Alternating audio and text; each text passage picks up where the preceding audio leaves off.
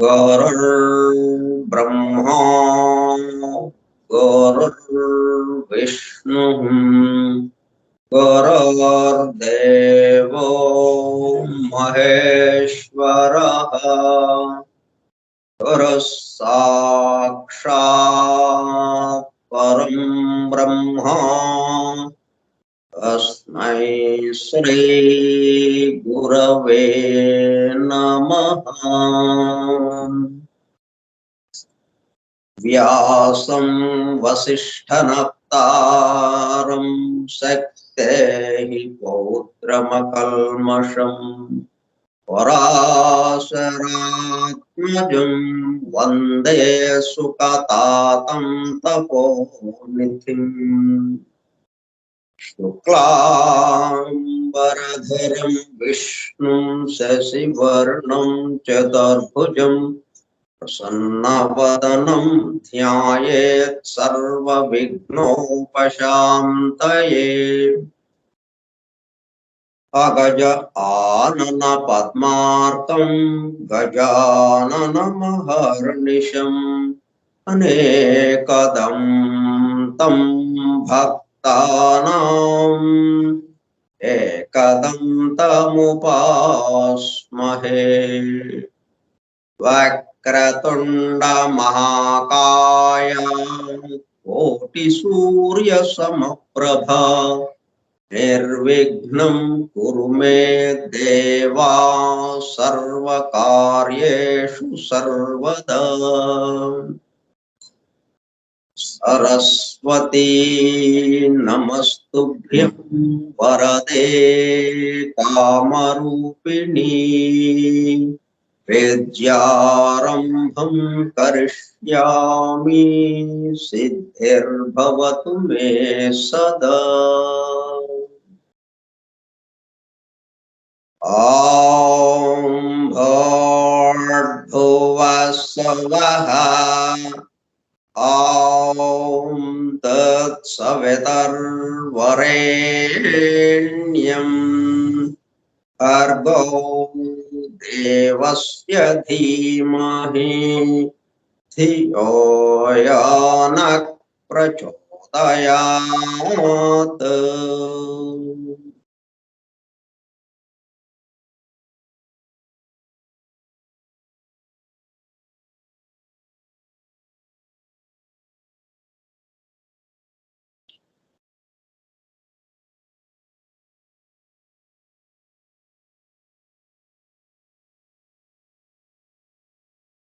Vasudev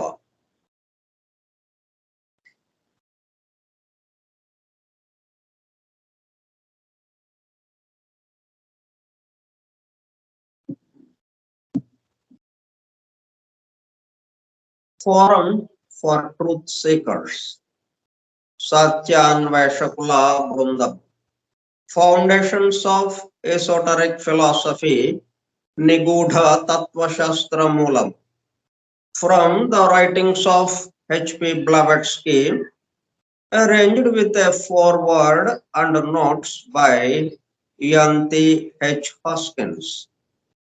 Grantha Patanamu మరియు అధ్యయనము కార్యక్రమము 5వ పాఠము 5/4/2022 మంగళవారము సాయంత్రం 4:30 గంటలు. 5వ తేదీ 5వ పాఠం. నిగూఢ తత్వశాస్త్ర మూలము స్కైప్ గ్రూపులో సుదూర ప్రాంతాలలో ఎవరింట్లో వారు హాయిగా విశ్రాంతి తీసుకుంటూ ఏకకాలంలో ఒకేసారి ఏమి చేస్తున్నాము? వింటున్నాం. ఏమి వింటున్నాము?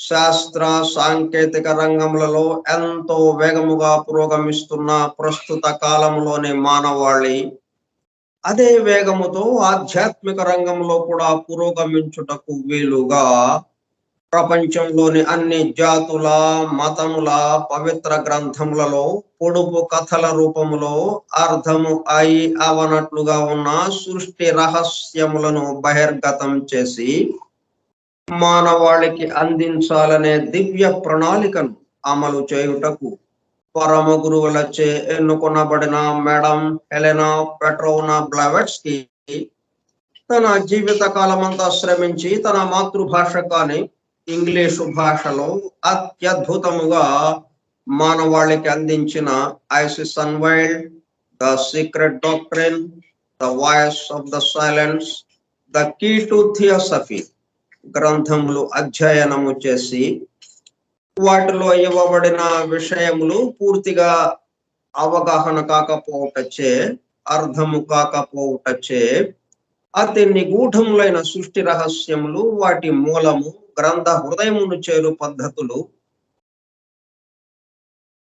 తెలుసుకోవాలనే తీవ్ర ఇచ్చగల కొందరు సత్యాన్వేషకులు ఆమె చివరి సంవత్సరాలలో ఆమె వద్దకు చేరి ఆమెతో సంభాషించుచు ప్రశ్న సంవాద రూపంలో ఎన్నో నిగూఢములైన విషయములను మరింత లోతుగా తెలుసుకుని సత్యమును చేరుటకు ప్రయత్నించారు. ఆ ప్రసంగ విశేషాలు అన్ని వ్రాయబడి తదుపరి transactions of the Blavatsky lodge అనే గ్రంథముగా అందరికీ అందుబాటులోనికి వచ్చినది. తదుపరి collected writings of Blavatsky volume 10 లో ప్రచురింపబడినది. ఆ బృందంలోనే ఒక సోదరుడు కమాండర్ రాబర్ట్ బోవెన్ ఆమె వివరించుచుండగా తాను స్వయముగా వ్రాసుకున్న నోట్సును ఆమె దేహము విడచుటకు 3 వారముల ముందు ఆమెకు చూపించగా అతను చూపిస్తున్న శ్రద్ధను, చేసిన కృషిని మెచ్చుకున్నట్లుగా అదే సమయంలో ఆ నోట్సుకు తన అంగీకారమును తెలుపుతున్నట్లుగా తల ఊపుచూ ఒక చిరునవ్వు నవ్వాను. తదుపరి కాలంలో మరుగున పడిపోయిన ఆ నోట్సును 40 సంవత్సరముల తదుపరి వారి కుమారుడు కెప్టెన్ పిజి బోవెన్ వెలుగులోనికి తీసుకువచ్చి దివ్య జ్ఞాన అధ్యయన పరులకు, భవిష్యత్తు తరాలకు ఎంతో మేలు చేశారు. ప్రథమముగా 1932 సంవత్సరంలో థియోసఫీ ఇన్ ఐర్లాండ్ మ్యాగజైన్ లో ప్రచురింపబడింది. ఆ తదుపరి madam Blavatsky on how to study theosophy అనే పేరుతో చిన్న బుక్లెట్ రూపంలో అందుబాటులోనికి వచ్చినది. అపార జ్ఞాన సంపదతో అలరారుతున్న గ్రంథ సముదాయములో అందించబడిన విషయముల మొత్తమునకు అసలు మూలము ఏమిటి అనే విషయము ఆకళింపు చేసుకుంటకు ఆ గ్రంథములలోనే అక్కడక్కడ నెంబర్డ్ స్టేట్మెంట్స్ అండ్ ప్రిన్సిపల్స్ ఉదహరించబడినవని, వాటి ద్వారా మూలము వద్దకు చేరుకోవచ్చునని బ్లావెట్స్కీ తెలిపినారు. దానికి అనుగుణముగానే ఇంగ్లాండ్కు చెందిన ఈఎన్‌హెచ్ హాస్కిన్స్ అనునామే ఆ నెంబర్డ్ స్టేట్మెంట్స్ అండ్ ప్రిన్సిపల్స్ ను ప్రధానముగా ద సీక్రెట్ డాక్ట్రిన్ నుండి 7 ముఖ్య అంశములను, ఐసిస్ అన్వైల్డ్ నుండి 10 సంక్షిప్త అంశములను సేకరించి ప్రతిదానికి తాను స్వయముగా వ్రాసుకున్న నోట్సును జత చేస్తూ foundations of esoteric philosophy from the writings of HP Blavatsky అను పేరుతో గ్రంథముగా పూర్తి చేయడం జరిగినది. వాటితో పాటు కమాండర్ రాబర్ట్ బోవెన్ వ్రాసి బ్లావెట్స్కీ ఆమోదము పొందిన నోట్సును అనుబంధము ఏగా గ్రంథము చివర చేర్చడం జరిగినది. చివరగా గ్లాసరీ పారిభాషిక పదకోశము అనుబంధము బిగా చేర్చబడినది.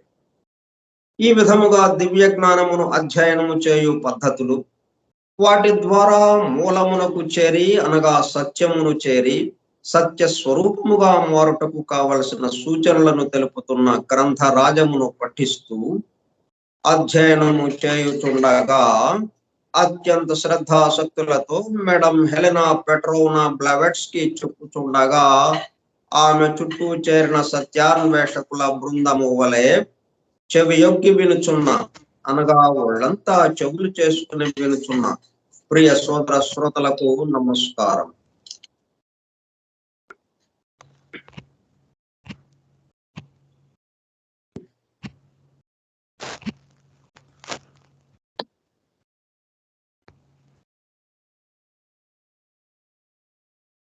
మనం గ్రంథంలోకి వెళ్ళడానికి ముందుగా ఏం చేద్దామంటే, ఐసిస్ అన్వేల్డ్ లో తత్వదర్శనము అనే పేరుతో ఈ ప్లేటో యొక్క తత్వదర్శనం గురించి సంగ్రహంగా మాస్టర్ ఈకే గారు, ఎకిరాల కృష్ణమాచార్యుల గారు మేడం బ్లావెట్స్కి అనే గ్రంథంలో మనకు అందించారు. మేడం బ్లావెట్స్కి ఆమె యొక్క జీవిత చరిత్ర, అలాగే ఆమె రాసిన 2 మహత్ గ్రంథాలు ఐసిస్ అన్వేల్డ్, సీక్రెట్ డాక్టర్ సంగ్రహంగా వివరించిన విషయం. ఇది గ్రంథం ఒకటి ఆయన అందించారు. ఆ గ్రంథంలో ఈ ప్లేటో చెప్పినటువంటి విషయం అంటే, ఐసిస్ అన్వేల్డ్ లో బ్లావెట్స్కి ప్లేటోకి సంబంధించి తత్వదర్శనానికి సంబంధించి ఏం చెప్పారు అంటే, సత్యాన్వేషణ అంటే ఏంటో అది, ఎందుకంటే మనం సత్యాన్వేషకుల బృందముగా ఉన్నాం కాబట్టి ఈ కొంచెం విషయం తెలుసుకుంటే మనకి కొంత అవగాహన. మనం ఇప్పుడు 1 ఫండమెంటల్ లా అనే దాంట్లోకి వెళ్ళబోతున్నాం మనం. కాబట్టి దానికి సంబంధించి కొంత అవగాహన మనకు ఏర్పడుతుంది. తత్వదర్శనం ఇది ఐసిస్ అన్వేల్డ్ లో ఉన్నదన్నమాట. శాస్త్రము మతము అను 2 రాక్షసుల నడుమ నలిగిపోవచ్చు. శాస్త్రము మతము అను 2 రాక్షసుల నడుమ నలిగిపోవచ్చు.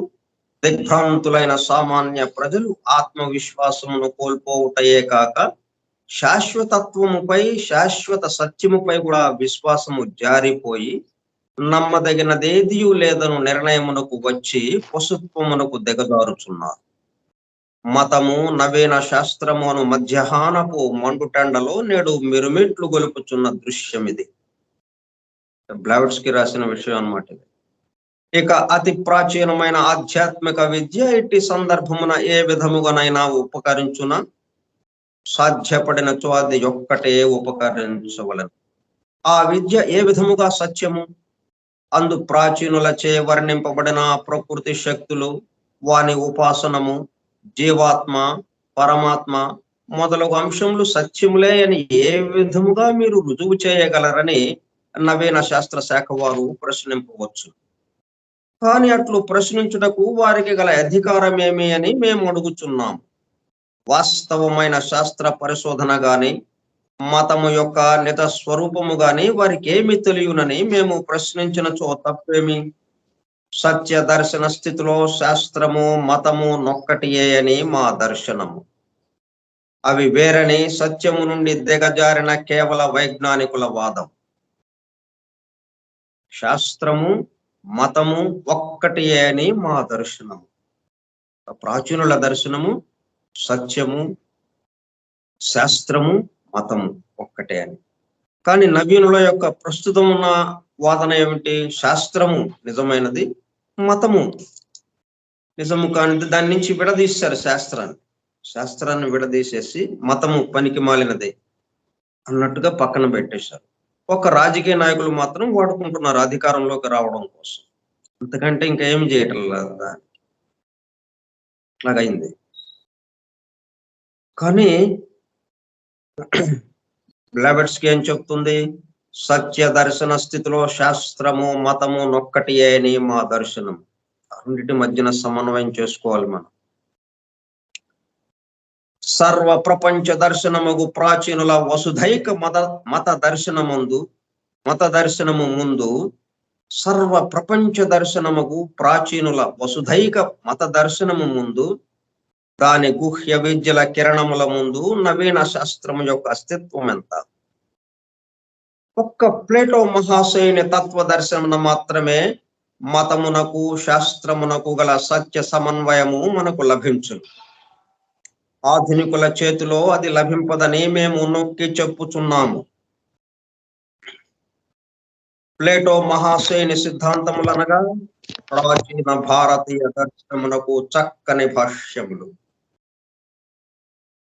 ప్లేటో 23 శతాబ్దముల క్రిందట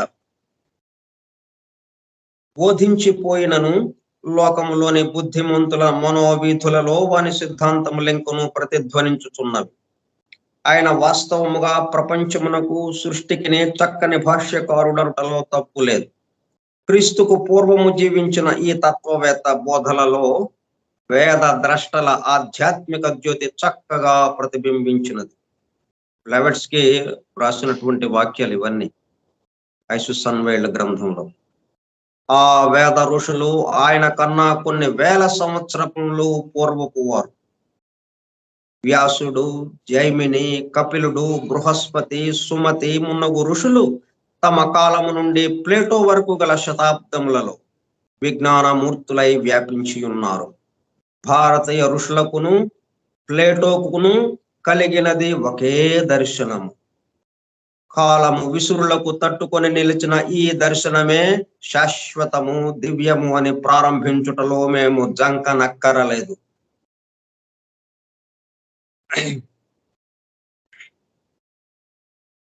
పాశ్చాత్య ప్రపంచం మొత్తం రాళ్ళేయటమే బ్లెవెట్స్కి మీద. అందుకనే నేనేం భయపడటం లేదు ఈ విషయం నేను ఇట్లాగా చెప్పడానికి అంటుంది. చూడండి, ప్లేటో, భారతీయ ఋషులు.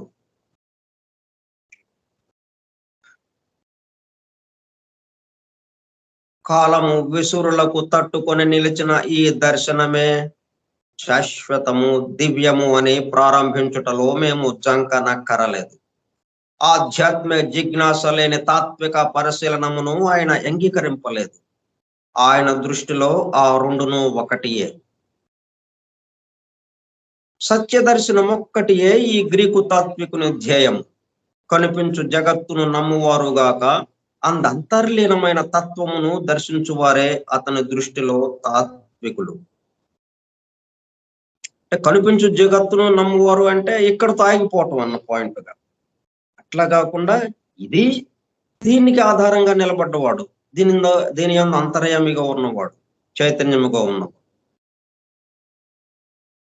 ఆయనను కూడా దర్శించటం, అదే అసలైనటువంటి తత్వము. మార్పులను చూచు దృష్టి చాలదు, శాశ్వతత్వమును గమనించు దర్శనము కావలను. వృద్ధి క్షయములోను అసత్యపు కళల వెనుకనున్న కాలాతీతమనబడు సత్యసారమును గుర్తింపవలను. ఆది అంతము కలవి కార్యరూపములకు సంఘటనలకు వానిని గూర్చిన సూత్రములకు అభిప్రాయములకు వెనుకనొక తెలివి ఉన్నది. అదియే అనేకత్వములో నిమిడి ఉన్న ఏకత్వం. అన్ని భావములను దాని నుండియే బయలుదేరును. అది ఏ జగత్తునకు చక్రవర్తి, ధర్మ విధాత. అది సర్వమునకు మూలమై సర్వమునకు మేలు చేకూర్చున్నది అయి అనుసరించు వారిని రక్షించున్నది అయి మంచికి మూల కారణమై వర్తించును. అది సత్యము, తెలివి అను అంశములకు తండ్రి వంటిది. అది భౌతికముగా ఇంద్రియములకు గోచరము కాదు, కానీ అంతర్దృష్టి సంకోచము లేని వారికి గోచరించును. దానిని గూర్చియే జీసస్ ప్రభువు తన అనుయాయులతో దేవుని రాజ్యము మహిమలు గమనించుట మీ వంతు, మిగిలిన వారికి దానిని గూర్చి నేను పెట్ట కథలుగా చెప్పెదను. మీరు చూచుచునే చూడలేరు, వినుచునే వినలేరు, అవగతము చేసుకొనలేరు అనే ప్రవచనము చేశాను. చూచుచునే చూడలేరు, వినుచునే వినలేరు, అవగతము చేసుకొనలేరు. అంటే ఏంటిది? దానిని గూర్చి నేను పెట్ట కథలుగా చెప్పేదను. ఇది ఒక పెట్ట కథలాగా చెప్పాడు అనమాట జీసస్. చూచుచునే చూడలేరు, అదేంటి అంటే మనం గమనించే వాళ్ళముగా ఉన్నాం. ఆ గమనింపజేసేవాడు మనలోనే ఉన్నాడు, ఆ అంతర్యామి. దానిని చూడలేము మనం. ఆ అంతర్యామే మొత్తం సమస్తము వ్యాపించున్నాడు. ఆ అంతర్యామే మొత్తం సంభాషణలు గాని చేతలు గాని అన్ని చేస్తూనే ఉన్నారు, కానీ చూస్తూనే ఉన్నాం, చూడలేకపోతున్నాం అంతర్యామి. ఆయన మాటలు వినుచునే ఉన్నాం, వినలేకపోతున్నాం. అంతర్యామిని వినలేకపోతున్నాం.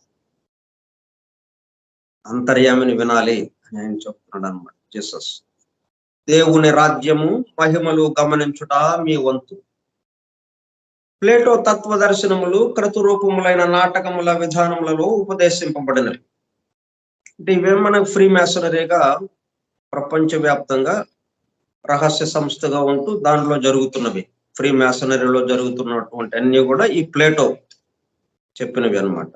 దీనిని పలువురు అర్థము చేసుకునలేక ప్రతిఘటించుట కూడా జరిగినది. అతని ఉపదేశ మార్గములు ప్రజల మనస్సులను ఆకర్షించుటకు చేసిన అర్థములైన పటాటోపములు తప్ప వేరు లేదని కూడా కొందరు నిందించేది.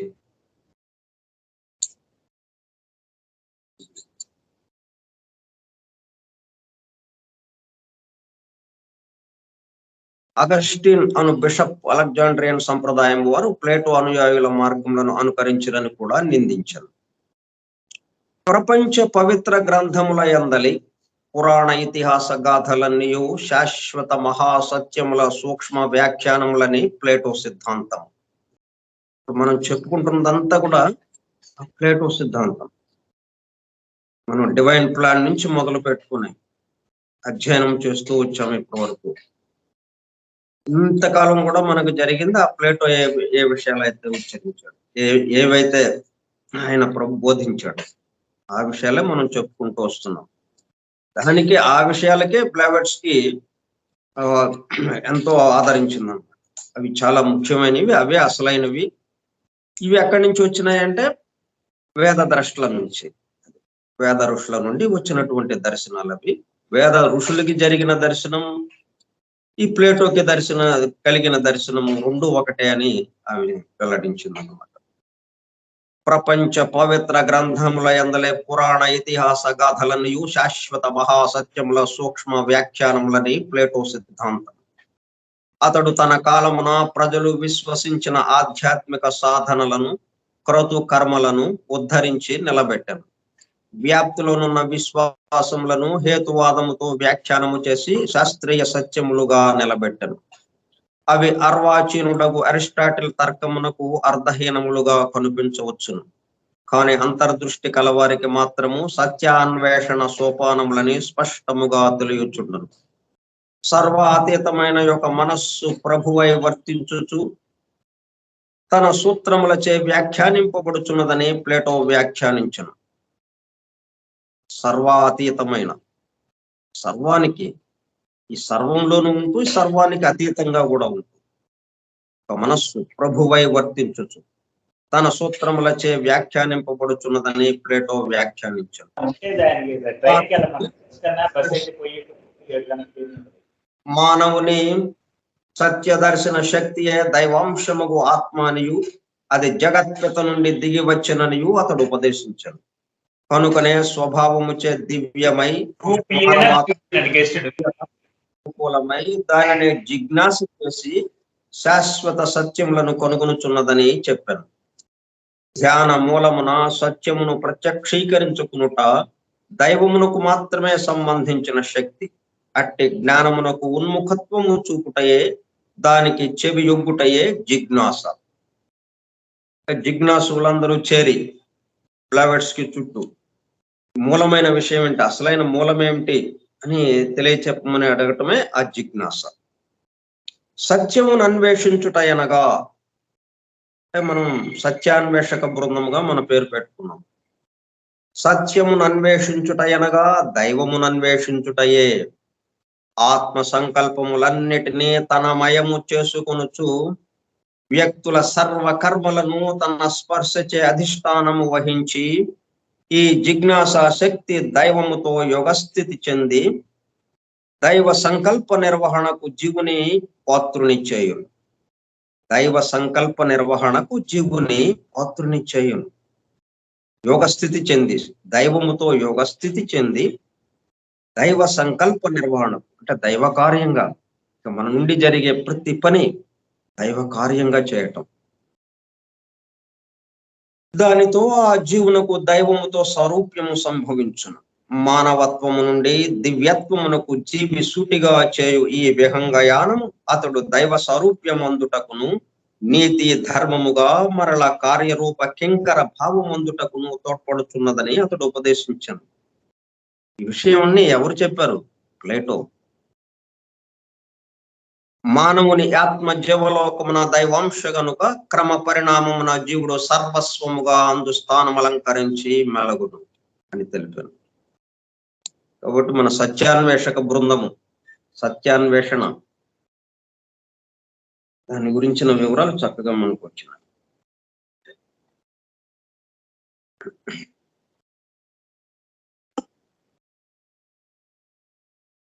ఇప్పుడు మనం గ్రంథంలోకి వెళదాం. ఆమె యొక్క ఫార్వర్డ్ మనం ఇంతవరకు విన్నాము, తెలుసుకున్నాం విశేషాలు. ఈ గ్రంథము ఏ పద్ధతిలో వచ్చిందో, ఈ గ్రంథాన్ని ఎలా పూర్తి చేశారో, ఆమె ఎందుకు ఇచ్చారో, సాధకుల కోసం, సాధకుల శ్రమను తగ్గించడానికి. ఎందుకంటే ఆ మేరకు వీళ్ళు త్వరగా ఆ దైవాన్ని చేరడానికి, ఆ దైవత్వ భావన, ఏకత్వ భావన పొందటానికి వీలవుతుందనే ఉద్దేశం. ఎందుకంటే ఎంత త్వరగా ఏకత్వ భావన చెందితే అంతగా మన చుట్టూ ఉన్న వాళ్ళకి ఉపయోగపడగలుగుతాం, అంతగా ఈ సృష్టికి మనం సేవ చేయగలుగుతాం. మన ద్వారా ఎంతో సేవ జరుగుతూ ఉంటుంది మనకు తెలియకుండానే. అందుకని అందువల్ల ఈ శ్రమ కూడా మనం గ్రంథాలు వెతికి ఎక్కడెక్కడ ఏమేమి ఉన్నాయి అని వెతికి వాటిని మనం తెలుసుకునేటప్పటికల్లా మన జన్మ అయిపోతుంది. ఇంకెట్లా అప్పుడు అందుకనే అవన్నీ మొత్తం ఒక చోటకి చేర్చి వీటి ద్వారా మనం ఎతకాల్సిన పని లేకుండానే ఇవి చదివిన, ఇది అధ్యయనం చేసిన, ఇది పఠించిన మరుక్షణం మనం ఆ సత్యాన్ని చేరటం అట్లాగా ఇచ్చారనమాట. సో 1 ఫండమెంటల్ లా మొదటిది, దాంతో ప్రారంభించున్నాను. ఎందుకంటే ప్రారంభం అంటే ప్రారంభానికి ముందు ఏదో ఉండాలి, లేకపోతే ప్రారంభం ఎట్లా ఉంటుంది? ప్రారంభం అనేది మనం 4:30కి ప్రారంభించామంటే 4:30కి ముందు ఉంది కదా 4:29 ఇంకా వెనక్కి ఉంది మరి. కాబట్టి 4:30 ఇక ప్రారంభం అంటే ఇక్కడి నుంచేనండి, వెనక లేదండి అంటే మరి కుదరదు కదా. కాబట్టి ఈ మొత్తానికి ప్రారంభము అంటే దానికి వెనుక ఉన్నది, ఈ ప్రారంభానికి ఆధారంగా ఉన్నది. ఈ ప్రారంభమే అది కూడా అయ్యేది కూడా. మళ్ళీ అది వెనుక ఉండి తను ఒక్కటే కూర్చుంటే ఈ ప్రారంభం ముందుకు వెళ్ళిపోతుందంటే మన అట్లా కాదు. ఆ ఒకటి నుంచే ఉద్భవించి ఆ ఒకటే ఇన్నిగా అవుతూ మరలా ఒకటే అవుతూ అట్లాగా జరుగుతుంది ఈ సృష్టి అంతా చెప్పడం కోసం అన్నమాట. ముందుగా ఆమె రాసిన నోట్స్ ఏంటో చూద్దాం. ఆమె తన అభిప్రాయాన్ని వ్యక్తపరిచింది. ఆ 1 ఫండమెంటల్ లా అని సీక్రెట్ డాక్టర్ లో చదివినప్పుడు తనకు కలిగిన అనుభూతి, అది మనకు ఉపయోగపడుతుందనే ఉద్దేశంతో ఆ నోట్ కూడా ఇచ్చిందనమాట. ఎంత తపన చూడండి మన మీద, ఎంత ప్రేమ, ఏదో ఒక రకంగా. ఇప్పుడు అదే ఆమె యొక్క నోట్ ఇవ్వకుండా ఒక సీక్రెట్ డాక్టర్ లో ఫలానా పేజీలో ఫలాంది ఉంది అని ఆ 2 ఎక్స్ట్రాక్ట్ అండి ఇది అని ఆ పేరా తీసి ఆ ప్యాసేజ్ వరకు మనకి ఇక్కడ ఇచ్చున్నారు అనుకోండి, ఏం అర్థం కాదు. అంటే అర్థమవుతుంది, టైం పడుతుంది, సమయం తీసుకుంటుంది, రోజులు నెలలు పడతాయి. అట్లా కాకుండా ఆ సమయం ఏమీ తీసుకోవాల్సిన పని లేకుండా అది ఆ నోటుగా మనకి ఇచ్చింది అనమాట. ఈ నోటు చదివిన తర్వాత మనకి వెంటనే అవగాహన అవ్వటానికి అవకాశం ఏర్పడుతుంది. ఇది చదవంగానే మనం ఇది 1 ఫండమెంటల్ లా అని ఏదైతే ఉందో అది చదవంగానే ఆ సీక్రెట్ డాక్టర్ లో మనకి వెంటనే అవగాహన అవ్వడానికి వీలవుతుంది. అందుకే ప్రాథమికంగా ముందుగా ప్రిలిమినరీగా ఏం చేస్తాం మనం, ఐసిస్ అన్వేల్డ్ లో ప్లేటో సిద్ధాంతం ఏంటి అసలు. ఎందుకంటే ప్లేటోని బాగా హైలైట్ చేసిందాము, ప్లేటోని ముందుకు తీసుకొచ్చింది. అంటే ప్లేటో దర్శనాలన్నీ వేద ఋషుల దర్శనాలతో సమానంగా ఉన్నాయి, ఒకే దర్శనంగా ఉంది. వాళ్ళకి వేద ఋషులకి ఏదైతే దర్శనం కలిగిందో ప్లేటో కూడా అదే దర్శనం కలిగింది.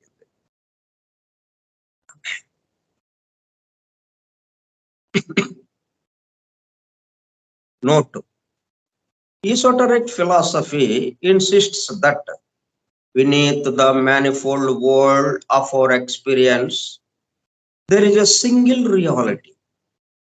నిన్నే చెప్పుకున్న నేమ్లెస్ రియాలిటీ, నామరూపరహితుడు ఎవరైతే ఉన్నారు reality, single reality.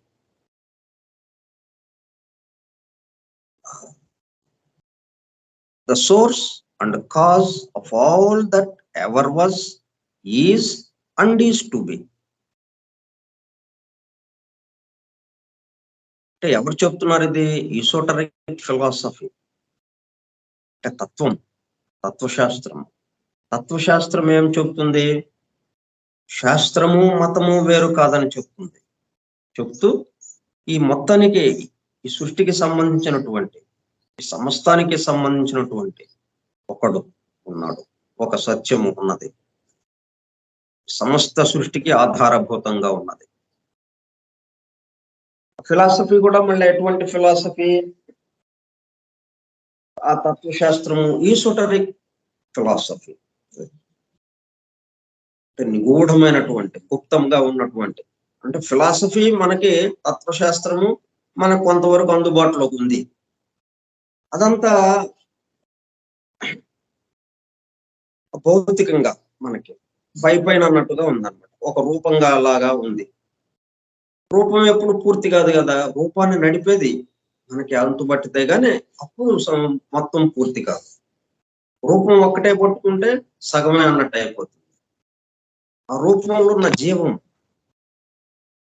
ఆ జీవమే రూపంగా కూడా మారింది. జీవమే రూపంగా మారుతూ మళ్ళీ రూపాన్ని నడిపేటట్టుగా జీవంగా విడిగా ఉన్నది. అట్లాగా ఉంది అది. కాబట్టి రూపము జీవం అని మళ్ళీ రెండు లేవు. జీవమే జీవము రూపముగా మారిందన్నమాట. అంటే ఇవి మనకి తత్వశాస్త్రము అనగానే మనకి కాలేజీల్లో కానీ, విశ్వవిద్యాలయాల్లో కానీ, ఈ తత్వవేత్తల గ్రంథాలలో కానీ మనకి లభ్యమయ్యేది ఏంటన్నమాట, ఈ భౌతికమైనటువంటి విషయంగా ఆ రూపానికి సంబంధించింది అన్నట్టుగా. అందుకని ఫిలాసఫీ అని చెప్పట్లేదు, ఫిలాసఫీ ఇన్సిట్స్ అని చెప్పట్లా. ఏ ఫిలాసఫీ? Esoteric philosophy. ఫిలాసఫీకి పూర్తిగా ఆధారమైనటువంటి, నిగూఢంగా ఉండి, అంతర్లీనంగా ఉండి, గుప్తముగా ఉన్నటువంటిది ఏదైతే ఉన్నదో ఆ ఫిలాసఫీ అన్నమాట, ఈసోటరిక్ ఫిలాసఫీ. ఇట్లా మనం ఏదైనా కానీ ఈసోటరిక్ అని తగిలించాలన్నమాట. ఇప్పటికే ఆ పై దాంతో మనకి సంతృప్తి చెందకూడదు. సంతృప్తి చెందకేగా మనం ఇప్పుడు బ్లావెట్స్ కి దగ్గరకు వచ్చాం. మనం ఆ పై విషయాలు, పై రూపాలు ఇవి కాదు మాకు కావాల్సింది. వీటన్నిటికీ ఆధారమైనది కావాలి మనకి. అది ఈసోటరిక్ ఫిలాసఫీ. అట్లా మన ప్రతిదానికి ఈసోటరిక్ అని తగిలించామంటే ఒక చోటకి వెళ్ళి ఆగిపోతుంది. ఈసోటరిక్ అనే మాట ఎక్కడికి తీసుకెళ్తుంది అన్నమాట మనల్ని? ఇక ఆ తర్వాత ఏమీ లేని ఏదైతే ఉందో అక్కడికి తీసుకెళ్తుంది. ఈసోటరిక్ ఫిలాసఫీ ఇన్సిస్ట్స్ దట్, చెప్తుంది అనమాట. ఏంటి చెప్తా ఉంది? ఈసోటరిక్ ఫిలాసఫీ మనకి బోధిస్తున్నది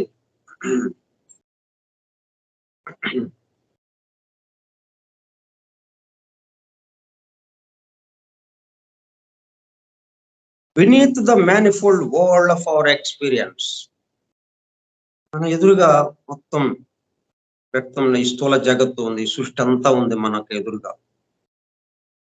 మొత్తం ఈ సృష్టి అంతటికి ఆధారంగా beneath the manifold world of our experience there is a single reality.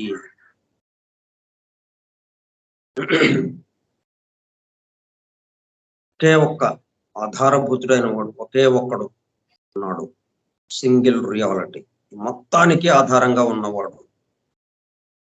అంటే ఇట్లా చెప్పుకోవడంలో మళ్ళీ మనం జాగ్రత్తగా ఉండాలి. ఇలా చెప్పుకోవడంలో ఆధారంగా ఉన్నవాడు ఒకడు, వాడు ఒక చోట ఉన్నాడు, ఈ మొత్తం వేరుగా ఇలాగ నడుస్తుంది ఒకటి ఈ బండి. అంటే మన ఎట్లాగుంటుందంటే, మనం కారు వెళుతూ ఉందండి, కారు నడిపేవాడు ఇక్కడ పక్కన ఉన్నాడండి అన్నట్టు ఉంటుంది. అది సాధ్యమా? కారు వెళుతూ ఉందండి, మరి కారు ఎలాగెళ్తుంది? నడిపేవాడు కావాలి కదా. నడిపేవాడు ఇక్కడ ఉన్నాడండి, ఈ పక్కన నిలబడి ఉన్నాడు నడిపేవాడు, కారు ఏమో వెళ్ళిపోతూ ఉందండి. ఎట్లా సాధ్యం అది? ఇది మనం ఈ సృష్టి దగ్గర ఇది మనం గుర్తుపెట్టుకోవాలన్నమాట. ఈ సృష్టి అంతా ఒక కారు అనుకుంటే ఎలాగెళ్తుంది ఈ సృష్టి అంతా? సృష్టిని నడిపేవాడు ఒకడున్నాడు. కారు నడిపేవాడు కారులో ఉంటేనే కారు వెళ్ళేది. అట్లాగే ఈ సృష్టిని నడిపేవాడు సృష్టి మొత్తం ఆవరించి ఉన్నాడు. అందువల్ల ఇదంతా వెళుతూ ఉన్నది. సృష్టిలోనూ ఉన్నాడు, సృష్టిగా ఉన్నాడు. ఈ సృష్టి అంతా మళ్ళీ కారు. ఇప్పుడు మన ఉదాహరణ ఏంటంటే, ఉదాహరణలు ఎంతవరకు అంటే కొంచెం మనం ఒక అవగాహన తెచ్చుకోవడం కోసమే. ఆ ఉదాహరణ పూర్తిగా దానితో తాదాత్మ్యం చెందడానికి అవకాశం లేదు. ఎందుకంటే భౌతికంగా ఉన్న విషయాలు మనకి ఈ మనకి స్థూలానికి, మనకి మన పంచేంద్రియాలకి అందేది ఏదైనా కానీ పరిమితంగా ఉంటుంది కాబట్టి, మనం ఎవరి గురించి చెప్పుకుంటున్నాం? అపరిమితుడు అయినటువంటి వాడి గురించి చెప్పుకుంటున్నాం. అపరిమితుడు, వాడికి పరిమితులు లేవు. శాశ్వతుడు వాడు. వాడి గురించి చెప్పుకుంటున్నాం కాబట్టి, వాడికి ఇక్కడ మనం చెప్పుకునే ఉదాహరణలకి కొంచెం కొద్ది దగ్గరగా ఉంటుంది కానీ అదే ఇది కాదు.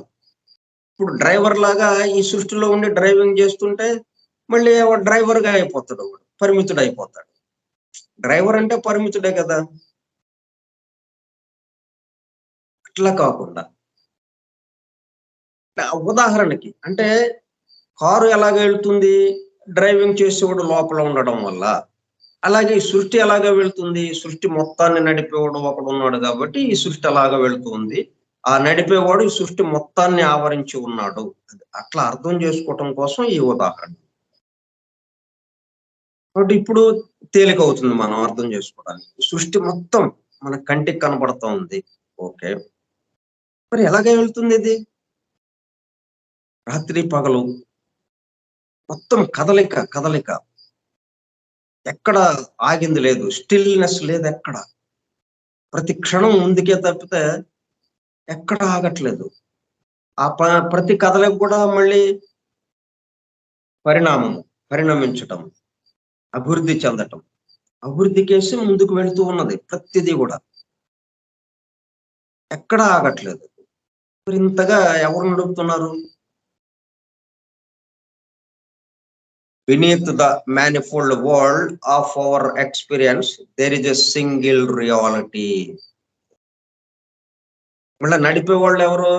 10 మంది ఉండరు కదా. కారుని డ్రైవింగ్ ఒకటి చేస్తేనే కదా సక్రమంగా వెళ్ళేది. పక్కన ఇంకోటి కూర్చుని వాడు ఇట్లా ఇటు తిప్పి స్టీరింగ్ ని, ఇంకోడేమో ఇటు తిప్పి గేరు మనకి బ్రేక్ ఒకడు ఇట్లా వేసి, గేర్లు ఒకడు ఒక రకంగా వేసి ఇంకోటి ఇంకో రకంగా వేసి అంత గందరగోళం అయిపోతుంది. కాబట్టి డ్రైవర్లు ఇద్దరు ఉన్నారు ఎప్పుడు. నడిపేవాడు ఎప్పుడు ఒక్కడే ఉంటాడు. Single reality. మొత్తాన్ని నడిపేవాడు ఈ సృష్టి సమస్తాన్ని. Single reality. ఒకే ఒక్కడు. The source and cause of all that. మొత్తానికి సోర్స్ అక్కడి నుంచి వస్తా ఉంది. మనం పంటలు ఇవన్నీ ఉన్నాయి. బియ్యం, మనం వాడుకుంటున్నటువంటి సరుకులు, బియ్యం, కందిపప్పు, ఉప్పులు ఇటువంటివన్నీ ఎక్కడి నుంచి వస్తున్నాయి? సోర్స్ ఇదిగో పొలాల నుంచి వస్తున్నాయి. సోర్స్ అది మనకి. మన వరకు మన పరిమితంగా మన వరకు చూసుకుంటే మనకి ఇవన్నీ సోర్స్ ఎక్కడి నుంచి వస్తున్నాయంటే అదిగో అక్కడి నుంచి వస్తున్నాయి అనుకుంటాం. అట్లాగా ఈ సృష్టి సమస్తానికి సోర్స్ ఒకటి ఉన్నది. ఆ సింగిల్ రియాలిటీ. ఆయన సోర్స్. ఆయన దగ్గర నుంచి వస్తున్నాయి ఇవన్నీ. And cause of all that. మళ్ళీ ఆయనే కారణంగా ఉన్నాడు. అంటే ఇదంతా కార్యము కాబట్టి కారణము ఉండాలి కదా. అందుకని కారణంగా కూడా ఉన్నాడు ఆయన. వేటికి? Of all that ever was, is and is to be. క్రితం జరిగిపోయిన దానికి, ఇప్పుడు జరుగుతున్న దానికి, జరగబోయే దానికి కూడా సమస్తానికి ఆయనే సింగిల్ రియాలిటీ.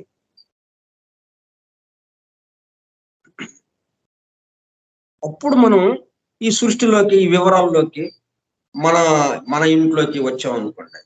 ఇవన్నీ అవగాహన అయిన తర్వాత మన ఊళ్ళోకి, మన పేటలోకి, మన వీధిలోకి, మన ఇంట్లోకి వచ్చాం. ఇప్పుడు మన కుటుంబ సభ్యులు, మన మిత్రులు, బంధువులు, చుట్టుపక్కల వాళ్ళు, మన ఆఫీస్‌లో మన మనతో పనిచేసే వాళ్ళు, ఇలాగా మనం ఎవరెవరితో వ్యవహరిస్తున్నామో వీళ్ళందరితో ఎలా వ్యవహరిస్తాం? ఎక్కడి నుంచి వచ్చాం మనం? సింగిల్ రియాలిటీ మొత్తాన్ని నడుపుతున్నది అన్న గమనికతో మనం మన జీవితాన్ని ప్రారంభిస్తాం ఉంటది. ఈ అధ్యయనం ఎందుకు మనం చేస్తున్నామంటే ఇదంతా అయిపోయిన తర్వాత మన ఇంటికెళ్తాం. ఇప్పుడు మన పోస్ట్ ఏదో ఉంటుంది. తండ్రి గానో, కొడుకు గానో, భార్య గానో, భర్త గానో ఇలా ఏదో ఒక పోస్ట్. ఆ పోస్ట్‌కి తగ్గట్టుగా మన కర్తవ్యాన్ని నిర్వహించడం. ఎలాగా? ఒక సింగిల్ రియాలిటీ మొత్తాన్ని నడుపుతున్నది. ఆయన కారణం ఆయన. కార్యం కూడా ఆయనే. కారణమైనప్పుడు కార్యము కూడా ఆయనే. లేకపోతే కారణము వేరుగా, కార్యము వేరుగా అయిపోతుంది. ఫలితము వేరుగా ఉంటుంది. మళ్ళీ ఇద్దరైపోతారు అప్పుడు. డ్యుయాలిటీ వచ్చేస్తుంది. కాబట్టి ఈ 2 లేవు ఇక్కడ. అందుకే సింగిల్ రియాలిటీ అని అనలేదు. Single reality. The source and cause of all that ever was, అంతకుముందు జరిగింది, ఈజ్ ఇప్పుడు జరుగుతున్నది, అండ్ ఈజ్ టు బి జరగబోయేది. సమస్తము తనకి ఆధారంగా ఉన్నవాడు. ఇది ఎవరు చెప్తున్నారు? Esoteric philosophy. మామూలు ఫిలాసఫీ కాదు. Esoteric philosophy insists that. Okay. The great exponent. అయితే ఇది కొంచెం అర్థం కావటానికి ఇవేం చేసిందంటే ఒక ఉదాహరణ పట్టుకుంది. ఎలాగా? The great exponent of the Vedic tradition. వేదాల దగ్గరికి వచ్చింది. వేదోద్ధారకుడు మనకి ఈ మధ్య కాలంలో Shankaracharya. The great exponent of the Vedic tradition Shri Shankaracharya puts it simply. ఆయన చెప్పిన మాటని ఇక్కడ ఉదహరించింది అనమాట. అంటే ఆమె ఎంత స్టడీ చేసిందో చూడండి మరి. భారత వాంగ్మయాన్ని, వేద వాంగ్మయాన్ని, పురాణ ఉపనిషత్తుల్ని ఎంతగా అధ్యయనం చేసింది ఆమె. ఇప్పుడు ఈ శంకరాచార్యులు చెప్పిన ఈ ఒక్క మాటతో మనకి ఈ వేద వాంగ్మయం అంతా, పురాణ ఉపనిషత్తులంతా మనం అధ్యయనం చేసినట్టు అయిపోతుంది. మనకి ఎంత తేలిక చేసిందో చూడండి. హాయిగా ఇంట్లో కదలకుండా హాయిగా కూర్చున్నాం, కడుపులో నీళ్లు కదలకుండా అన్నట్టుగా. చక్కగా మొత్తం వేద విజ్ఞానం కంప్లీట్ గా మనకి ప్లేటో సిద్ధాంతాలతో ఋషుల దర్శనం అని ఇందాక మనం 10 నిమిషాలు 2 పేజీలు చదువుకున్నాం. అది ఇప్పుడు ఈమె శంకరాచార్యుల వారి గురించి మొత్తం వచ్చేసింది మనకి. Puts it simply. ఆ స్వామి వారు ఏం చెప్పారు? శంకరాచార్యుల వారు no matter what shape may be given to the moulded clay. ఇప్పుడు మనం వినాయక చవితికి వినాయకుడి బొమ్మలు చేస్తాం. వినాయకుడిది మూస ఉంటుంది ఒకటి. దాంతో వందలు వేల విగ్రహాలు తయారైపోతాయి. దేంతో తయారవుతున్నాయి? వాడు ఏం చేస్తాడు? పల్లెటూరు నుంచి వస్తాడు, పక్కన ఊరు నుంచి టౌన్ లోకి వచ్చి ఆ రోజున రోడ్డు మీద పెడతాడు, ఆ స్టాల్ లాగా పెట్టి విగ్రహాలు తయారు చేసి అమ్ముతూ ఉంటాడు. ఏం తీసుకొస్తాడు వాటితో పాటు? ఆ మూస ఒకటి తెచ్చుకుంటాడు. తర్వాత ఆ వినాయకుడి ప్రతిమకి సంబంధించిన మూస, తర్వాత ఒక మట్టి ముద్ద ఆ చెరువులో ఎక్కడితో పట్టుకుని వస్తాడు, ఒక గోదాంలోకి వేసుకుని వస్తాడు. ఇక ఆ మట్టితో ఆ మూసలో పోసి ఆ విగ్రహాలు తయారు చేస్తూ ఉంటాడు. 100 విగ్రహాలు, 1000 విగ్రహాలు తయారయ్యాయి. వీటన్నిటికీ ఆధారం మౌల్డెడ్ క్లే. అయితే ఆ మట్టికి ఒక రూపాన్ని వచ్చింది. మట్టికి ఒక రూపం వచ్చింది. వినాయకుడు అంటున్నాం. అంతకుముందేమో మట్టి ముద్ద అన్నాం దాన్ని. ఇప్పుడు అతను కూర్చుని ఉన్నాడు, అతని పక్కన మట్టి ముద్ద ఉంది. అప్పుడేంటి అతని పక్కనే ఉంది మట్టి ముద్ద అండి అన్నాం. ఇటు చూసాం, విగ్రహాలు ఉన్నాయి. అరే వినాయకుడు భలే ఉన్నాడే, ఇదేంటి మరి అక్కడేమో మట్టి ముద్ద అంటున్నాం, ఇక్కడేమో వినాయకుడు అంటున్నాం. ఎంత తమాషా చూడండి. వినాయకుడు ఎక్కడి నుంచి వచ్చాడు? అది ఇక్కడ చెబుతున్నాడు ఆయన. No matter what shape may be given to the moulded clay. ఆ మొసలు పోసిన మట్టికి ఏ రూపం వచ్చిందో అది విషయం కాదు. The reality of the objects remains always the clay. వినాయకుడు వినాయకుడు అని ఆయనకు పూజ చేస్తాం మనం. అందుకే మనకి ఏం చేశారనమాట, మట్టితో తయారైంది కాబట్టి మట్టిలో నిమజ్జనం, మళ్ళీ నీళ్లలో నిమజ్జనం చేయమన్నారు, నదిలో నిమజ్జనం చేయమన్నారు. బావిలోనో నీళ్లలో, మా నదుల్లోనో వాగుల్లోనో ఎక్కడో చోట నీళ్లలో నిమజ్జనం చేయాలి. ఎందుకంటే మట్టి అక్కడి నుంచి వచ్చింది కాబట్టి అన్నట్టు. The reality of the object remains always the clay. Object మనకి వినాయకుడిగా కనిపిస్తుంది, కానీ దాని అసలు స్వరూపం మట్టి. రియాలిటీ స్వరూపంగా ఉండేది, రియల్ గా ఉన్న స్వరూపం మట్టి. కాబట్టి అది మర్చిపోకూడదు మనం. The reality of the object remains always the clay. Its name and form being but transitory appearances. దానికి ఒక పేరు పెడతాం, దానికి ఆకారం వస్తుంది, దానికి రూపం ఉంటుంది, రకరకాల రూపాలు. సరే వినాయక చవితి పండుగ కాబట్టి వినాయకుడు బొమ్మలు తయారు చేస్తాడు, ఇంకో పండగ అయితే ఇంకో బొమ్మ తయారు చేస్తాడు. కానీ తయారు చేయబడేది మట్టే, ఆ మట్టి ముద్దుతోనే. కాబట్టి its name and form being but transitory appearances. So likewise all things. ఇప్పుడు మనల్ని తీసుకోండి, అదే ఉదాహరణకి దానికి తగ్గట్టుగా మనందరం, బ్రహ్మ ఏం చేశాడు, మోసంలో నుంచి రూపాలను తీసుకుని వచ్చాడు. అందరి రూపాలు, జంతువుల రూపాలు, వృక్షాల రూపాలు, మినరల్ అలాగే ఖనిజాల రూపాలు, అన్ని రకాలు, మనకి తెలిసినవి, తెలియకపోయినవి, మనకు అందుబాటులో లేనివి ఎన్నున్నాయి సృష్టి సమస్తం. ఆ సూర్యుడు, అంతరిక్షంలో ఉన్నటువంటి గ్రహాలు, సూర్యుడు, నక్షత్రాలు, పాలపుంత, అనంతమైనటువంటి ఇదంతా సృష్టి అంతటికి అన్ని రూపాలతోనే ఉన్నాయి. ఏది రూపం లేకుండా మనకు అందుబాటులో లేదు. రూపం లేకుండా ఉన్నది ఒక్కడే ఒక్కడు, అంతే, ఆయనే. మిగతా మొత్తం సమస్తము రూపమే. కానీ ఈ రూపాలన్నీ ఎలాగొచ్చినాయి? ఈ వినాయకుడి విగ్రహాలను ఎలాగొచ్చినాయి? ఒకే మట్టితో. అలాగే so likewise all things having issued from the one supreme.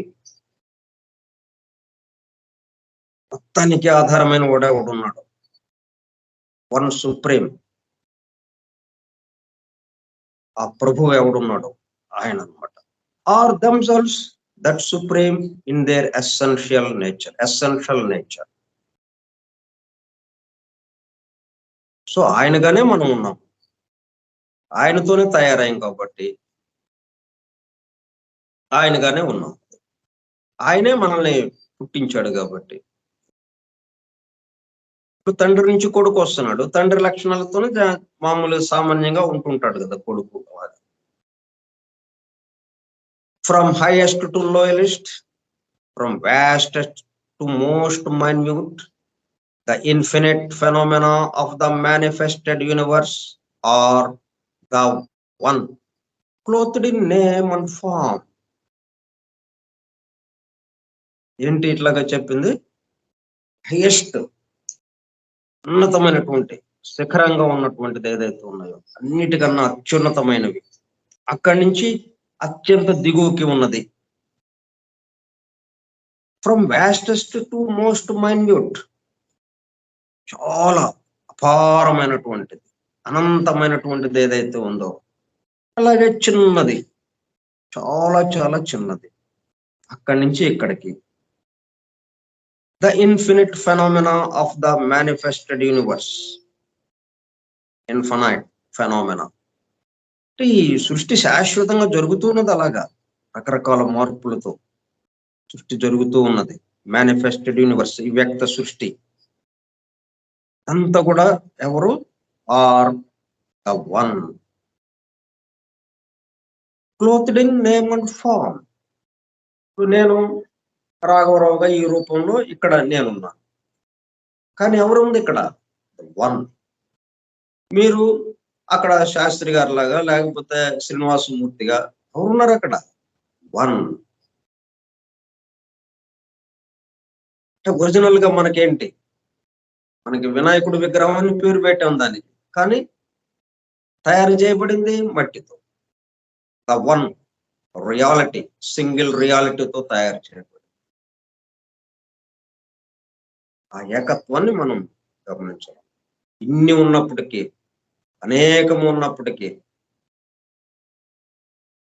ఏకము అనేకమైంది కానీ ఒకటే అన్నిగా మారింది అన్నది మనకి అర్థం, అంతుపట్టుకో, అది అవగాహన చేసుకోవాలన్నమాట. This teaching of the fundamental unity is the hallmark of the theosophical system. ఇది మనకి జాగ్రత్తగా మనం ఈ వాక్యాన్ని గుర్తుపెట్టుకోవాలన్నమాట. This teaching of the fundamental unity. Unity కూడా మళ్ళీ తమాషా అయింది. యూనిటీ అంటే ఒకటే ఇన్నిగా అయ్యాడనే కాదు, కానీ ఇదంతా కలిపి ఒకటి అని చెప్పుకోవడం కాదు మనం. అందుకే ఈ యూనిటీ ఇది అర్థమైతే గాని మనం విశ్వ మానవ సోదరత్వం అనే భావంలోకి రాలేం మనం. విశ్వ మానవ సోదరత్వం అంటే ఎవరెవరో వాడెవళ్ళోనండి, వాళ్ళు వేరే జాతి, వేరే మతం, వేరే కులం, స్త్రీ పురుషులు, ఇట్లా రకరకాలుగా ఉన్నాం. అందరం కలిసి మనం, ఎందుకంటే అందరం సోదరత్వంగా జీవిస్తుంటే మనం కష్టాలు లేకుండా హాయిగా జీవించవచ్చు అనే దానికోసం. అంతేగాని ఈ మొత్తం ఉన్నది ఎవడు? Single reality. ఈ మొత్తంలో ఉన్నదేంటి? మట్టి. ఇన్ని విగ్రహాల్లో ఉన్నదేంటి? ఒకటే ఒక పదార్థము, ఒకే ఒక వస్తువు అన్నది మనకి అర్థం కావాలన్నమాట. అప్పుడు కానీ మానవ సోదరత్వం రాదు. కాబట్టి ఇదంతా ఒక్కటే కాబట్టి ఇంకా సోదరత్వం. అందరం ఒక్కదానికి సంబంధించిన వాళ్ళం కాబట్టి అందుకు విశ్వ మానవ సోదరత్వం మనందరినీ సృజించింది, తయారు చేసింది. 100 విగ్రహాలు అక్కడ తయారు చేశాడు ఆ మట్టిని తీసుకొచ్చిన వ్యక్తి. కాబట్టి వాటన్నిటికీ తండ్రి ఎవడు? ఆ మట్టిని, ఆ విగ్రహాలను తయారు చేస్తున్నాడు వాడు కదా తండ్రి. కాబట్టి ఈ విగ్రహాలు 100 ఉన్న విగ్రహాలు ఇవన్నీ ఒకటి నుంచి వచ్చినాయి కాబట్టి సోదరులు. వీళ్ళు ఒక్కొక్క విగ్రహాన్ని ఒక్కొక్కళ్ళు కొని వేరే వేరే ఇంట్లోకి తీసుకెళ్ళిపోతే వాళ్ళు పూజ చేస్తుంటారు. కానీ విగ్రహాలన్నీ ఏమనుకోవాలి? సోదరత్వం. ఒకళ్ళ ఇంట్లో ఉన్న విగ్రహం చాలా గొప్పది, బ్రహ్మాండంగా ఉంది, ఒకళ్ళ ఇంట్లో ఉన్న విగ్రహం చాలా తక్కువది, అట్లాగా లేదు కదా. తయారు చేసినప్పుడు ఒక్కడే, తయారు చేయబడిన పదార్థం ఒక్కటే, అమ్మట్టే తయారు చేసినప్పుడు ఆ ఒక్కడే. అట్లాగా ఈ భావం రావాలన్నమాట మనకి. అప్పుడు విశ్వ మానవ సోదరత్వం మనకి అప్రయత్నంగా అలవడుతుంది. మనం ప్రత్యేకంగా అనుకోక్కర్లా. విశ్వ మానవ సోదరత్వం అప్రయత్నంగా అలవడుతుంది. కాబట్టి అది థియోసాఫికల్ సిస్టమ్. దివ్య జ్ఞానము అనే దానికి వచ్చామంటే, దివ్య జ్ఞానము అధ్యయనం చేస్తున్నాము అంటే మనకి ఏది గుర్తుండాలన్నమాట? This teaching of the fundamental unity is the hallmark. Hallmark అంటే మీ అందరికీ తెలుసు, బంగారం కొంటుంటారు కదా, బంగారం వస్తువులు హాల్ మార్క్ వేస్తారు. అంటే అది నికార్స్ అయింది, కల్తీ లేని బంగారం. కాబట్టి మనం హాల్ మార్క్, ఈ థియోసఫీకి హాల్ మార్క్ ఏంటనమాట? Fundamental unity. ఆ యూనిటీ కూడా ఎట్లాగా? మనం ఆ మట్టితో చేసిన విగ్రహాలు, ఈ విగ్రహాలన్నీ దేనితో తయారైనాయి? అట్లాగా ఈ మొత్తాన్ని సృజించింది ఎవరు? మొత్తాన్ని పుట్టించింది ఎవరు? తయారు చేసింది ఎవరు? తయారు చేసి వదిలేలా నడుపుతున్నాడు. ఎవరు నడుపుతున్నారు? అసలు ఈ పదార్థం ఎక్కడి నుంచి వచ్చింది? తానే పదార్థంగా మారాడు. తానే ఆ రూపాలుగా తీసుకుంటాం వస్తున్నాడు. అన్ని తానే ఎక్కడ చూసినా కానీ ఒకటే reality, single reality, one one one. అది మనకి హాల్ మార్క్ అన్నమాట. బంగారానికి ఎట్లాగైతే మనం హాల్ మార్క్ గా ఇది నిఖార్సైన బంగారం అని చూడటానికి, నిర్ధారణ చేసుకోవడానికి మనం హాల్ మార్క్ ఉందా దీనికి అని చూస్తాం. హాల్ మార్క్ ఉంది, అయితే ఇది బంగారం కొనొచ్చు మనం అంటాం కదా. అలాగే ఈ థియోసాఫికల్ సిస్టమ్, దివ్య జ్ఞానానికి వచ్చాం మనం. దివ్య జ్ఞానము అధ్యయనం చేయడానికి ప్రారంభించాం. మేడం హెలెనా పెట్రోవ్నా బ్లావెట్స్కీ ద్వారా పరమ గురువులు అందించినటువంటి ఆ దివ్య జ్ఞానం, దాన్ని అధ్యయనం చేయడానికి బయలుదేరాం. చేరామంటే అర్థం ఏంటి? హాల్ మార్క్ ఏంటి మనకి? ఆ unity, fundamental unity. Teaching of the fundamental unity is the hallmark of the theosophical system. It follows that no doctrine based on an ultimate duality.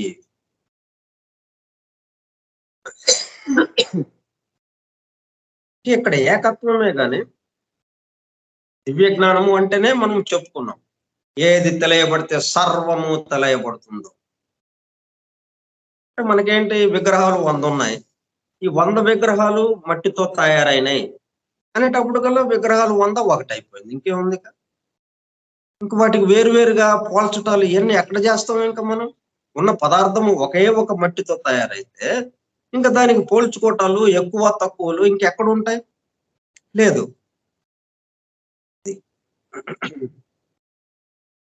కాబట్టి ఇంకా డ్యుయాలిటీ, ఇంకా ద్వైతము ఇంకా రాదు. ఇక అద్వైతమే వస్తుంది. కానీ అందుకే అద్వైత మత స్థాపకుడు అని మనం ఎవరినైతే అనుకుంటామో శంకరాచార్యులు వారి యొక్క ఉదాహరణ ఇక్కడ పెట్టింది అనమాట. ఈఎన్టీహెచ్ హాస్కిన్స్ శంకరాచార్యులు వారిని ఇక్కడ తీసుకొచ్చి పెట్టిందని.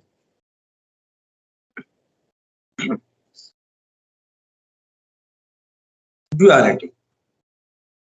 It follows that no doctrine based on an ultimate duality of spirit and matter forever separate. అంటే మనం ఆత్మ అండ్ పదార్థము ఇట్లా రెండుగా మనకి లేదు. అంటే ఆత్మ అంటే శాశ్వతమైంది, అశాశ్వతమైన పదార్థం. పదార్థం అంటే అశాశ్వతమైంది. ఈ రోజుండి అంటే దానికి ప్రారంభం ఉంది కాబట్టి, ప్రారంభం ఉంది అంటే అంత్యం ఉంటుంది ఆటోమేటిక్ గా.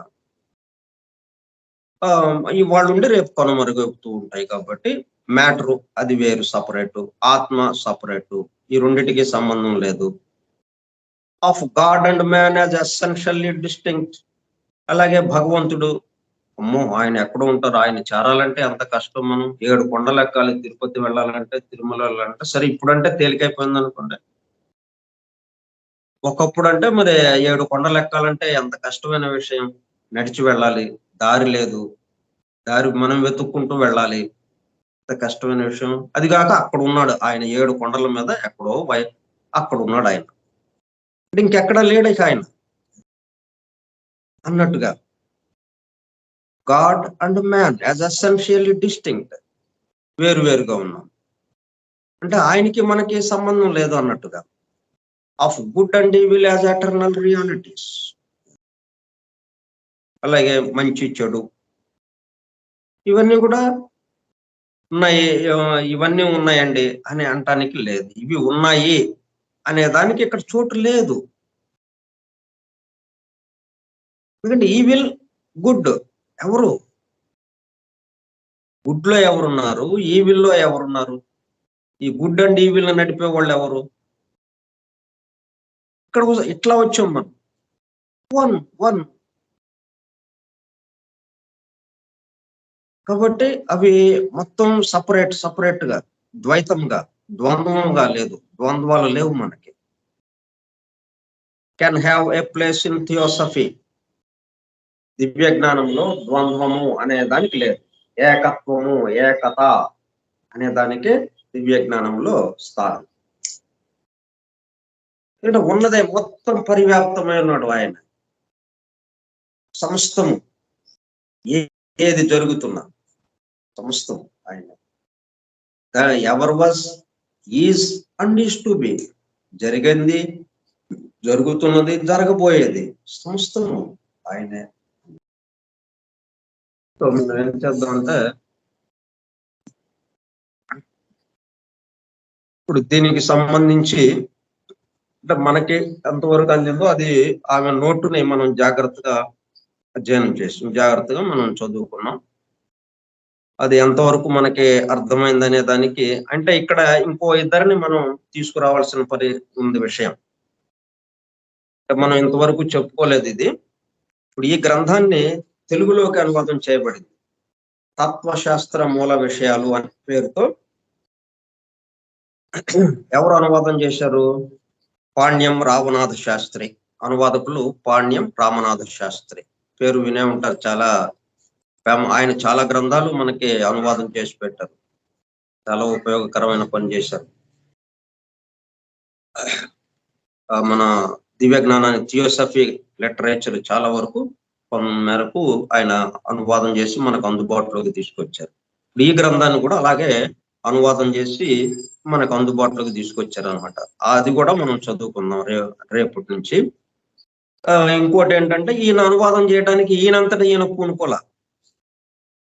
ఇప్పుడు కూడా మనకి ఆ పని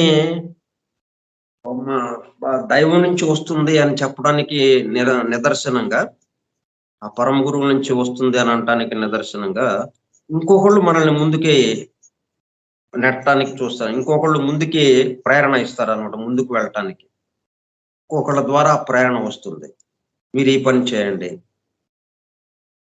ఇప్పుడు కృష్ణాజీ ఉన్నారు, ఆయన ఏం చేశారు?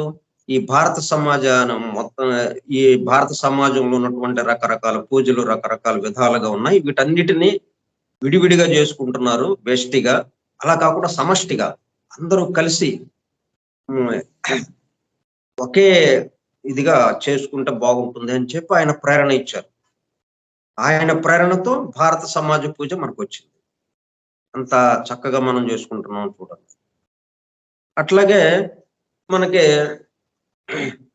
శ్రీరామ్, ఆయన 4వ అధ్యక్షులైనటువంటి జనరాజదాస, అంతర్జాతీయ అధ్యక్షులు, 4వ అంతర్జాతీయ అధ్యక్షులు అయినటువంటి జనరాజదాస, ఆయన యొక్క ప్రేరణతో ఏ టెక్స్ట్ బుక్ ఆఫ్ థియోసఫీ లెడ్బెటర్ రాసిన గ్రంథాన్ని దివ్య జ్ఞాన ప్రబోధిని పేరుతో గుంటూరు వెంకట సుబ్బారావు గారు అనువాదం చేశారు. అది ఎంత ఉపయోగంగా ఉంది మనకి. ఇప్పుడు ఇట్లాగే ఈయనకి ప్రేరణ ఎవరిచ్చారు? ఎన్సి రామానుజాచారి. ఎన్సి రామానుజాచారి ఈ మధ్యనే దేహం విడిచారు మనకి. ఇది దివ్య జ్ఞానానికి సంబంధించి, థియోసఫీకి సంబంధించి మనము వీళ్ళు అథారిటీ, అంటే వీళ్ళు దివ్య జ్ఞానానికి సంబంధించినటువంటి ఎటువంటి విషయం గురించైనా వాళ్ళు చెప్పగలరు, వాళ్ళు బోధించగలరు అట్లా అథారిటీ వాళ్ళు ప్రామాణికంగా ఉన్నవాళ్ళు అని కొంతమంది ఉన్నారు. వాళ్ళలో ఈయన ఒకడనమాట. అటువంటి ఎన్సి రామానుజాచారి గారు ఈ పాణ్యం రామనాథ శాస్త్రి గారికి సూచన ఇచ్చారనమాట. మీరు ఈ esoteric foundations of esoteric philosophy from the writings of HP Blavatsky arranged with a foreword and notes by E.N.T. H. Hoskins అన్నది ఏదే గ్రంథం అయితే ఉన్నదో ఆ గ్రంథాన్ని మీరు అనువాదం చేయండి, మన వాళ్ళకి, మన తెలుగు దివ్య జ్ఞాన అధ్యయన పరులకి చాలా ఉపయోగపడుతుంది ఇది అని చెప్పి ఆయన అన్నారన్నమాట. ఆ సూచనని ఆజ్ఞగా తీసుకుని ఈయన ఈ పాణ్యం రామనాథ శాస్త్రి గారు దీన్ని తత్వశాస్త్ర మూల విషయాలు అనే పేరుతో అనువాదం చేశారనమాట. ఇవి కూడా మనం చదువుకుందాం. ముందు మనకి అందినంత వరకు మనం చెప్పుకుందాము, తర్వాత దీన్ని చదువుకుందాం. రేపు ఆయన అనువాదం చేసినటువంటి ఈ నోటుని ఆయన ఎట్లా అనువాదం చేశారో మనం రేపు చదువుకుందాం. స్వస్తి ప్రజాభ్యః పరిపాలయంతాం న్యాయేణ మార్గేణ మహిం మహిషాః ఓ బ్రాహ్మణేభ్యః సుఖమస్తు నిత్యం లోకా సమస్తా సుఖినో భవంతు లోకా సమస్తా సుఖినో భవంతు లోకా సమస్తా సుఖినో భవంతు ఓం శాంతి శాంతి శాంతి. ఓపికగా విన్న సోదర శ్రోతలందరికీ ధన్యవాదాలు.